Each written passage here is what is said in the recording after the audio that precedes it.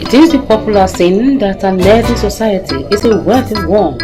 On the Great Mind program, medical experts are available to provide solutions to various health challenges.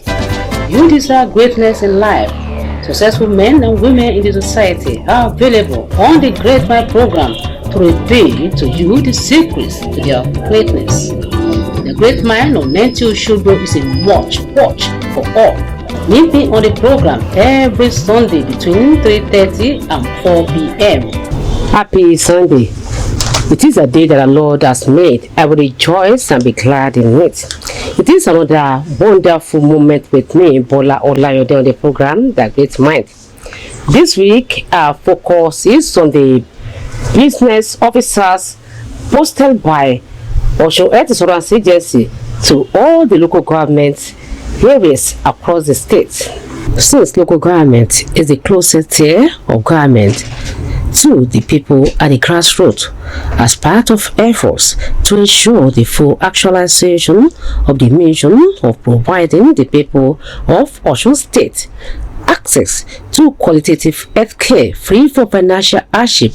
by pulling funds from public-private partnership to strengthen healthcare system based on equity, integrity, transparency, and solidarity. Osun Health Insurance Agency has posted the ad hoc business officers recently recruited to all the local government areas of the state. Being an organization that is identified for excellence among the state health insurance agencies throughout the Federation, before the business officers were posted to all the local government areas of the state, training was organized for them to inculcate in the newly recruited ad hoc business officers the spirit of excellence in operation in Osun Health Insurance Agency, as the leadership and members of staff of the agency work around the clock to ensure that the people of Osun State access equitable, quality healthcare service without tears. According to the desire of Gano Adeboyega Oyetola, it will be recalled that at the training organized for the business officers posted by Osun Health Insurance Agency across the local government areas of the state, the Executive Secretary, Dr. Samuel Adeniyi Ogini, who is also the Chairman Forum of Health Insurance Agency nationwide, told the business officers the core values of the agency, emphasizing the need for them to strive for excellence and maintain integrity in their discharge of duties. As the ambassadors of the agency, he maintained that quality health care is a basic right of the citizenry, which they should in no way be denied. At that training also, Director of Programs, Osun Health Insurance Agency, Farm Olasunkami Sumono, gave lecture on the engineering PD informal sector enrollment. As the Director, Standard and Quality Assurance, Dr. Ibalaye, gave insight to the operation of Osun Health Insurance Agency, while Director of Legal Department, Osun Health Insurance Agency, Barrister Kemi Oyolola, taught the business officers the legal framework offenses as stipulated by OI's operational guidelines. Also at that training, which was organized for the newly recruited ad hoc business officers of Osun Health Insurance Agency, before they were posted to all the local government areas of the state to be the ambassadors of Osun Health Insurance Agency, Director, Administration and Supplies, Mr. Eluyemi Arowolo, told the business officers administrative guides to ordnance, course and ethnics in the public service. As the head of ICT department, Mr. Akinolu Akanbi, gave the lecture on online enrollment. As the Executive Secretary and all the heads of departments in Osun Health Insurance Agency succeeded in inculcating in the ad hoc business officers the good virtues that make the agency to exhibit excellence in all the operations of the agency. Few weeks ago, the business officers were posted to all the local government areas of the state to be worthy ambassadors of Osun Health Insurance Agency. The Executive Secretary, Dr. Samuel Adeniyi Ogini, gives an update on the activities of the business officers at the local government areas across the state. In the last 2 months, since March, we deployed our business officers to the local governments. So right now we have one business officer in each of the local governments, and the main functions of these business officers are to perform all the activities that we also perform in the headquarters here. They are to do enrollment, they are to do attend to customers, the enrollees complaints, they are to collect data, they are to analyze the data, they are to transmit the data to the headquarters, they are to engage the community for sensitization, they are also supposed to market the scheme,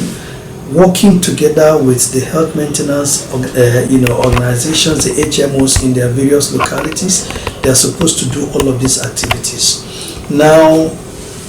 there have been lots of challenges since they got to the offices. We have furnished the offices, we renovated those offices, we liaised with the council managers, with the local health authority secretaries, and even some of the local government chairmen, were well disposed to providing a space in the local council headquarters where we did the renovation, we did the painting, the burglary, and all other things that needs to be done. We have also put in furniture there. We are about to put in the computers that they are going to be using, but we have a big challenge in the issue of putting desktop computers, because we found out that 90% of those local government council secretariats either do not have power supply at all, or they have haphazard power supply. Some of them, during the EndSARS, they had vandalized all of their electrical installations, so it is difficult for these our business officers to operate their computers there. So right now we are torn between getting them laptops or getting them desktops, because that's one big challenge. Power supply is one big challenge. The other one is now we are now thinking, are we going to install solar panel units again in all of those 30 local government council secretariats? Now, if we are going to do that, are we sure that there's going to be security for all of these things that we want to do at the local government? So these are the issues that we review. We just finished a 2-day review of the operations of the local government business offices of OSHA, between the months of March and April. We did the review, and it was quite eye-opening, the challenges that are there in the local government. So right now, what we are doing is looking for ways to address all of those problems. Some of them, they would have canvassed enrollees or prospective enrollees who would want to pay for the premium, but because they are not having the tools right with them on the field, they will tell the enrollees or prospective enrollees to come to the secretariat, and those will not come. So that's why we now want to do something that would enable them to immediately capture an enrollee once they are ready to pay the premium, so that they will not have to tell them to come back to come to the local government secretariat or to the council, to the office, where they will need to take some transportation and everything like that. It might be a discouragement for them. So that is why for now we are looking at all possibilities of ensuring that we provide power supply, or provide a mobile computer that they will be able to use for enrollment purposes, for payment, for capturing, and all other things. So that is what we are doing at the moment with the business officers, and they are already engaging with the communities. For instance, next week there is going to be the celebration of the Bokunde. The Bokunde celebration. Our local government business officer in Bokun local government has already liaised with the planning committee to ensure that they create an opportunity for OEs to showcase what we are doing, we sensitize the people, and we're going to have a whole desk where we're going to be attending to people's questions and answers and the premium. So the same thing, we just finished one with the North local government. The local government business officer also came, mobilized massively, leaders of the communities, and they have gone. My director program was there, addressed all of them. So our activities and operations are now getting closer to the grassroots through the establishment of those local government business offices. And the overall result that we intend to get from this is more enrollment of the informal sector into the scheme, and then of course creating access for more vulnerable persons in those local government areas to be able to come on board through our equity program. That is what we are doing at the moment. Also, in a bid to ensure that every resident in Osun State is greatly aware about the benefits accrued to each and every one who enrolls with Osun Health Insurance Agency, with only 12,066 naira for an individual and 57,600 naira only for the family of 6 for a whole year. The agency has embarked on sensitization exercise. Few days ago, Director of Programs, Farm Olazukomi Sumono, on behalf of the Secretary, Dr. Samuel Adeniyi, led the team from Osun Health Insurance Agency to Ede State constituency to hold the town hall meeting with the stakeholders in that constituency.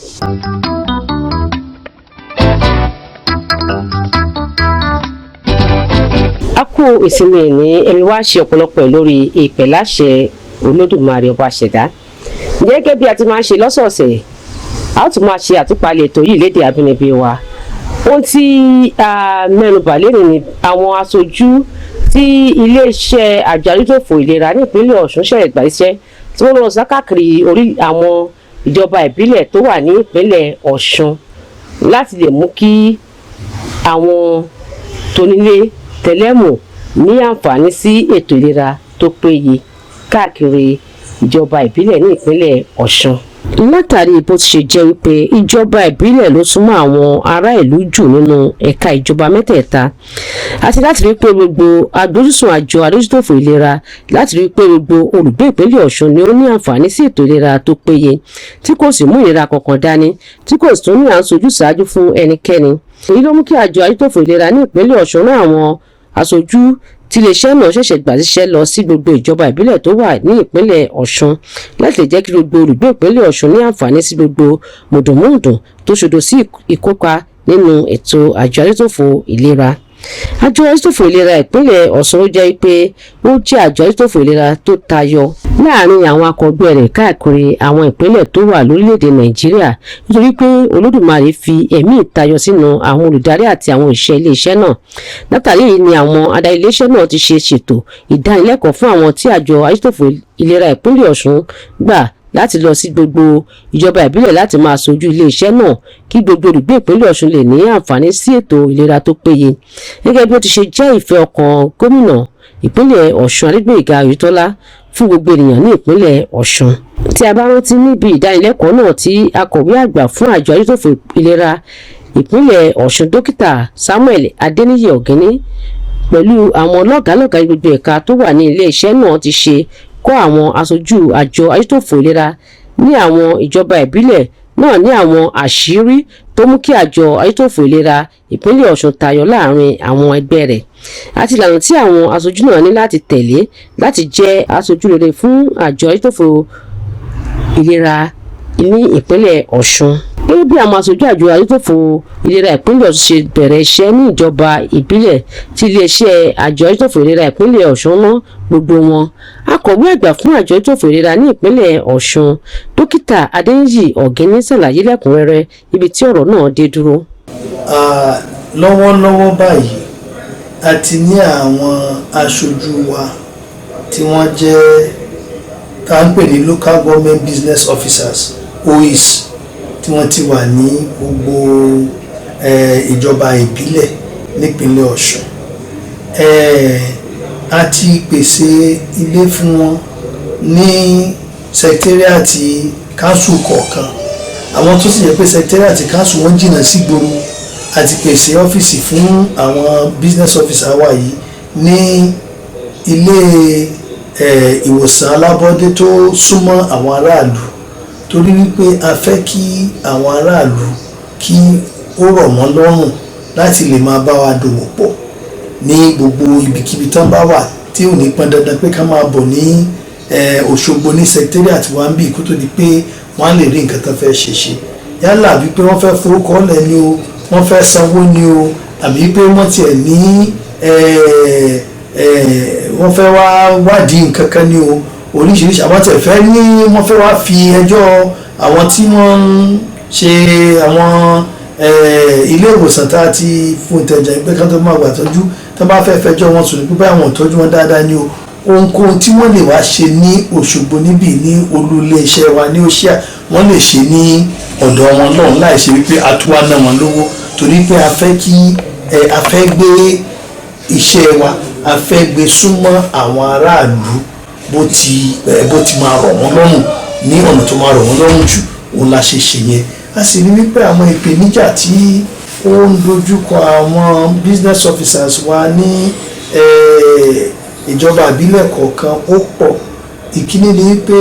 bíi 9 nínú 10 àwọn káńsù wa ẹni ó jẹ́ pé bóyá wọ́n ti ka gbogbo wáyà náà wọn lọ́ngbà tí wọ́n ṣe EndSARS, àbí tó jẹ́ wípé iná tán máa ń ní pé ká nínú wákàtí 2 lójúmọ́ ká wà níná mọ́, òun ni gbogbo iṣẹ́ ìdẹ wa tiwádìí ayárabíàṣá ni a fi ń ṣe ọ̀pọ̀lọpọ̀ iṣẹ́ wa, so tí ò bá síná iṣẹ́ ò ní lọ, òun la fi ń ṣe capturing, òun la fi ń ṣe enrollment, òun la fi ń capture data, òun la fi ń analyze, òun la fi ń transmit. So tá a bá ti ní number 1, tá a bá ní ọ̀nà bá ṣe lè lu wọ́n pọ̀ pẹ̀lú ẹ̀rọ ayélujára kò ní ṣiṣẹ́ dáadáa, torí pé orí ẹ̀ náà ti máa fi àwọn nǹkan tó bá ń ṣe lọ́nà máa fi ń sọwọ́ sí wa, so tí kò bá síná iṣẹ́ náà ń lọ dáadáa. So ìyẹn ọ̀kan. So ní meeting tá a ṣe bẹ̀yìn sí pẹ̀lú wọn, torí gbogbo wọn pátá la náà wá ọjọ́ 2 la fi ṣe nǹkan tó ń pè ní review ta gbogbo òkè irúṣẹ́ wò lẹ́ ṣe o, kí ni ìpèníjà tẹ́ ń bá bẹ̀ o, kí ni nǹkan tá a lè ṣe fún o. So gbogbo yẹn là ń ṣe lọ́wọ́ àti ronú bí ọ̀yẹ́ mọ̀ pé ẹ̀rọ ayárabíàṣá laptop orí ilé ìwà ń bẹ, desktop èyí tí wọ́n lè gbé káàkiri ó wà ń bẹ, wọ́n á di pé tá a bá fún ọ léyìí tí wọ́n lè gbé káàkiri nígbà tí ò bá síná kò ní wúlò, àákàn náwó for nothing ni. So orí ilé ìtàn lè gbé káàkiri yìí sìn, tí wọ́n bá gbé lọ ni wọ́n lè charge láti ilé, tí wọ́n bá charge tí wọ́n bá ń lọ káàkiri lọ ń polówó ọjà Òṣìà àbí Òyìsì, ẹ bá ṣe tán tó bá fi sanwó ní kíákíá, kì í ṣe púpọ̀ àṣẹ ni pé máa wà bọ̀ lọ́fíìsì wa ní olúlé ìjọba ìbílẹ̀, ìyẹn ò ní sí ìgbà tó bá ti wọn pé ẹ bá wa ọ̀pọ̀lọpọ̀ ní òní lọ bá wọn mọ́, so èèyàn máa ń lùzúrú àwọn bẹ́ẹ̀ ni. Ṣùgbọ́n nígbà tí wọ́n bá ti ń gbé ẹ̀rọ ayárabíàṣá wọn lọ́wọ́ lójú ẹsẹ̀ náà láti máa ṣe gbogbo àwọn nǹkan tó ẹ̀kọ́ ṣe, wọ́n á lè gbó lọ́wọ́ ẹ̀tọ́ ẹ̀kọ́ gbó lọ́wọ́ ẹ̀, wọ́n á dẹ̀ lè ṣe. Torí nǹkan tá a fẹ́ ni pé a fẹ́ kí ó rọrùn fún gbogbo aráàlú láti lè darapọ̀ mọ́ ọ̀pọ̀lọpọ̀ àǹfààní ló wà ń bẹ̀. Ìjọba ti ṣètò gómìnà wa dẹ̀rẹ́ gómìnà Adébóyèga Oyètọ́lá kò fà sẹ́yìn nínú ìlérí tó ṣe fáwọn èèyàn wípé àtẹnirọ́wọ́ orí àti etí ò rọ́wọ́ orí à ń pèsè ètò ìlera tó múnádóko fún wọn nípínlẹ̀ Ọ̀ṣun lówó tí ò gún wọn lápá. Ẹni tí ò rọ́wọ́ orí ò ní láti sanwó kankan, vulnerable la máa fi ẹ̀rọ̀lù wọn. Ẹni tó sì rọ́wọ́ orí 12,066 naira ni ó san. Gbogbo àwọn èèyàn tó wà ní gbogbo ìgbèríko ẹ̀ náà lè san yẹn tí wọ́n sì mọ̀ gba ètò ìlera tí ó múnádóko. So èyí ni nǹkan tá a fẹ́ ṣe tó a fi ní pé kí àwọn business officers wa kán wà ní ìjọba ìbílẹ̀ kọ̀ọ̀kan, wọ́n sì ti ṣiṣẹ́ náà àárín ọwọ́ wọn. Nísìnyí ara nǹkan tó tún ṣe ni pé wọ́n mọ báwọn aráàlú jíròrò lórí pé báwo ni wọ́n tún ṣe lè dáwọ́pọ̀ àbí darapọ̀ mọ́ wa ní Òṣìà. Ẹni pé nísìnyí láìpẹ́ yìí wọ́n máa ṣe Ìbòkúndé business officer àwọn tó wà ní Òbòkun local government ó ti lọ bá alága ìgbìmọ̀ tí ń ṣe ètò bó ṣe máa ṣe pé àwa náà a máa fẹ́ ìbàjẹ́ ọgbọ̀n ìṣẹ́jú máa fún wa ká lè túlẹ̀ àwọn aráàlú lóyè lórí pé ó sì à ń mọ̀ àwọn tó wá láti Èkó wọ́n láti ilé òyìnbó tán láwọn èèyàn wọn bẹ̀ wọ́n lè fẹ́ fi orúkọ wọn lẹ̀ ká lè sanwó wọn lójú ẹsẹ̀ àání tébù kan bẹ̀ dáta àná ògbè síbẹ̀ ti so a ti jẹ́ kí Òyìsì kí ó súnmọ́ àwọn tí ń gbé ní ẹsẹ̀ kùkú nípa bá a ti dá àwọn ọ́fíìsì tá a pè ní local government business office bá a ti dálẹ̀ àwọn ẹ̀dẹ̀ gbádùn ẹ̀. bákan náà láti rí pé gbogbo olùgbé ìpínlẹ̀ Ọ̀ṣun ló mọ̀ nípa mùdùnmúdùn tó ṣodo sí nípa nínú àjọ ètòfò ìlera pẹ̀lú ẹgbẹ̀rún 12 náírà péré fún ènìyàn kan ṣoṣo ní ọdún kan àti sísan ó dín díẹ̀ ní 60 ẹgbẹ̀rún náírà péré fún ìdílé ẹlẹ́ni 6 láti jẹ gbogbo àǹfààní ìlera tó péye tí kò lẹ́gbẹ́ lábẹ́ àjọ ètòfò ìlera ní ìpínlẹ̀ Ọ̀ṣun. iléeṣẹ́ náà ni apògùn òyìnbó Ọlásùnkànmí Sùmọ́nù ọ̀gá àgbà fún ẹ̀ka tó wà fún gbogbo ètò lọ sójú akọ̀wé àgbà dókítà Samuel Ọdẹ́yẹ Ọ̀gẹ́ni fún nítorí kó ti kó àwọn ikọ̀ iléeṣẹ́ àjọ ètòfò ìlera ìpínlẹ̀ Ọ̀ṣun sòdí láti máa ta àwọn ènìyàn jí lórí àwọn àǹfààní ètò ìlera tó péye tí kò lẹ́gbẹ́ tí olùkópa nínú ètò àjọ ètòfò ìlera ń jẹ. níbi ọjọ́ mélòó kan sẹ́yìn ni apògùn òyìnbó Ọlásùnkànmí Sùmọ́nù àti àwọn ikọ̀ rẹ̀ lọ sí ìlú Ẹdẹ láti lọ ṣe ìpàdé pẹ̀lú àwọn ará ìlú náà. ẹ jẹ́ àkókò wọn lọ ká bá insurance card fún ọ. àánú ṣe mí láàárọ̀ ọjọ́ kan bàbá mo wà ní LAUTECH wọ́n wá fẹ́ ṣe iṣẹ́ abẹ fún ìyàwó ọlọ́kadà kan ó dẹ̀ ní láti san 150 to 200,000. táwọn nígbà tí ń ṣe kò fún mọ̀ ń gbádùn ara rẹ̀ náà ni àbí àǹtí wọ́n bá ní lọ́wọ́ wá ó dààmú lé gbé nígbà tó ní pé kò sí tí ó lọ ẹ máa tó ṣe ọ̀kadà ló kọ́kọ́ tà ẹ dákun ṣé yóò ṣe kó mọ̀ ṣé yóò ṣe kó mọ̀ ó ta ọ̀kadà ó yáwó fún mi orí ọlọ́dà kọ̀ọ̀díṣẹ̀ wọn ò ní rọ̀ ọ̀kadà dáadáa ibi àníkà sí.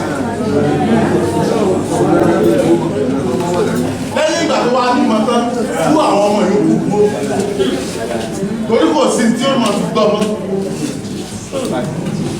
ẹ wá wo iye bá ń lọ lábẹ́ ètò ìmọ̀ ẹja wá wo tí tó ń kó sínú gbogbo ẹ̀sán tó wà sí ní ọ̀sán tọ́ta lẹ́yìn ẹ̀sán ọpọlọ àti káńsà fẹ́lẹ̀ tí ó ká. ẹ̀rẹ̀ á ti ṣe àbẹ̀fóbìn ni o lábẹ́ ètò yìí sífù sọ́mà tó ti fi àbẹ̀ bímọ tí a ká fún mi ní 5,000 2,000 fún ẹ lọ ilé wo gbọ́dọ̀ ní ẹgbẹ̀rún they are now about 230 láìsàn kankan tí ó fà kó wọn ya. èmi wá ní ọkọ̀ ọ̀yàn ìbákè ìbásálẹ̀ appendicitis tẹ́ ẹ bá ti kó sínú ètò yìí ẹgbàgbé ẹ̀ you are guaranteed. nígbà tí wọ́n wá sí ìgbéléwọ́ ètò yìí pé ẹni tí ó bá kó nínú ètò yìí èlò ní ó mọ̀ sàn èlò ní ó sàn lọ́dún ọdún yẹn oṣù méjìlá ní òkìsẹ́ January to December bẹ́ẹ̀ bá kó síbẹ̀ lọ́dún yín bẹ̀rẹ̀ bára yín ò bá ti yá ẹ̀yin nínú àwọn ilé ìwòsàn láti wá fọwọ́ sí wọn kò sẹ́ni tí ó sọ fún yín pé ibi báyìí la fi yín sí ẹ̀yin ilẹ̀ mú ètò bá wù yín bẹ́ẹ̀ ibi mo fẹ́ máa lọ ni lẹ́dẹ̀ẹ́ bí yìí cottage wà ń bẹ̀ Muslim hospital wà ń bẹ̀ Àánú Olú wà ń bẹ̀ Life First Life Care anímọ̀tá tó bí méje lẹ́dẹ̀ẹ́ bí ẹ̀yin lẹ́wà mú ètò wù yìí pé ibi tí mo fẹ́ máa lọ ní eléyìí tó tún súnmọ́ ni pé ètò ọ̀pọ̀ tó túnmọ̀ bàbá ó yá ń ṣeré ìdárayá kan wá lọ Kánò àbá lọ Jìgáwá ọlọ́mọdé àríjàmọ́ ọ̀kadà ìjàmbá pàdánù ìwọ̀n àṣẹlẹ̀ ẹ sì ní káàdì ní lápò ìkẹ̀mù yẹn náà lẹ́ pè ẹ̀lú orúkọ mi ní aláàbí nígbà tí ó ó yí nọ́mbà mi ní ẹ pè fún mo wà ní Kánò ìmbá ìṣẹ̀lẹ̀ ó gbọ́dọ̀ take up responsibility immediately ìtẹ́ ẹ̀nà níbi Kánò tẹ́ wa wọ́n sẹ́ni bíìlì ẹ̀ sọ́dọ̀ wa ní àwa làásì anywhere in Nigeria once you are under the scheme láti January to December kò tiẹ̀ wá ẹ̀yìn ò sí ìrara ọ̀sì sanwó káàdì wà lọ́wọ́ rẹ̀ ní tó bá wá jẹ́ jù níbí ní pé àájókòó táìsàn ṣe àìsàn ìwádìí àìsàn àníṣe ìwádìí rẹ̀ níjọba rẹ̀ ọ̀gá fún àtijọ́ mẹ́ta dára sí ìdíyà kí lọ wò when you have your card it is your responsibility láti lọ ilé ìwòsàn tẹ́ mú lẹ́ẹ̀mejì lọ́dún ẹyọ̀tọ̀ ẹyẹ ìtọ̀ mi wò ẹyẹ gbẹ́ mi wò ṣé tí ní gbọ́ràn dáadáa sójú mi ríran dáadáa èmi táwọn yìí lábẹ́tò yìí kò sí tí mo tí ì ṣe ọdún kẹta tí ti ń dán sanwó ní ọlọ́mọ àjẹ́ ara ẹ̀sán ẹni tí mo láàṣà fún mi ní ọ̀tọ̀rí rẹ̀ bó bá táyé wá tó tó jó òṣìṣẹ́ ìjọba kò lè sanwó tán ẹgbàmọ̀ mi dáadáa tó bá táyé wá ẹni ó fẹ́ bímọ tó san 12,006 naira lọ́kọ́dún kan ṣé wọ́n á sì sí abẹ fún tó yóò san 200,000 ìjọwò ní kò san tó tàwa ní ọmọ san gbèsè rẹ̀ bẹ́ẹ̀ nígbà tó nílò rẹ̀ àwọn àyókù nílò rẹ̀ kí ló dé tí ò nílò so àgbájọ wọn ni so ẹ mú hospital tó bá wù yí lábẹ́ ètò yìí ẹ sì lè lọ bẹ̀ nígbà tó bá wù yí ẹlẹ́ẹ̀kẹta ń bẹ̀ ni pé a fẹ́ fún àwọn ilé ìwòsàn wa ṣe ẹni ká wòṣẹ́ àwọn òṣìṣẹ́ ìlera àbàjẹ́ bí ọwọ́ sí tá a bá ti jókòó hospital mu nígbà tá a bá wà lọ lọ́hùn ẹni tí ń bọ̀ adáwòsàn nígbà tá a bá láwà láti ṣẹ̀dá rẹ̀ ní ẹjọ́ ìfẹ́ mẹ́rin bẹ́ẹ̀ máa tí ìdáwà ló bẹ́ẹ̀ ẹjí lòdú wà náà wà lójú ní gbogbo ilé ìwòsàn tá ń lò àṣà bẹ́ẹ̀ bá ń ti ń lọ àwa lè ń lọ sójú ilẹ̀ gbogbo tó bá bá ọkàn ní jẹ́ ń bẹ̀ etí wa ò gbọ́dọ̀ ìlà àfilẹ́rí tó ṣe o tó ráwà ò lọ ẹ̀yin tẹ́ jẹ́ mẹ́mbà ètò yìí lẹ́ lọ ẹwà ìgbàmọ́dé bẹ̀ lónìí lọ́sí wọn kan mọ̀ fún mi o ààrẹ ni tó sọ bẹ́ẹ̀ nílà kó tó 45 minutes àti lọ sí yẹn tẹ́gbọ́n wa nọ́ọ̀sì yẹn jáde wọ́n sì wá jáde nítorí tọ́ àṣefò àbí wọ́n gbowó àbàdì lọ́wọ́ yín lábẹ́ ètò yìí ká má bàa máa ṣe òkúlù bàbá gbogbo ìtọ́jú tẹ́wọ́ òfin yín pátá ẹ̀sán kankan tẹ́ bá dé ní òkú tẹ́ ti gbòògbò alájọsọpọ̀ pẹ̀lú price di òkú tó bù yín bá wá jẹ́ 10,000 naira tán fún yín ẹ wá san 1,000 naira láti lè curb excessive use of drug. ìtànjí lórí mùdùmùdù tó sodo sí ìkópa nínú ètò àjọ ìtòfò ìlera nítẹ̀síwájú ní àwọn ìjọba ìbílẹ̀ gbogbo ní ìpínlẹ̀ Ọ̀ṣun.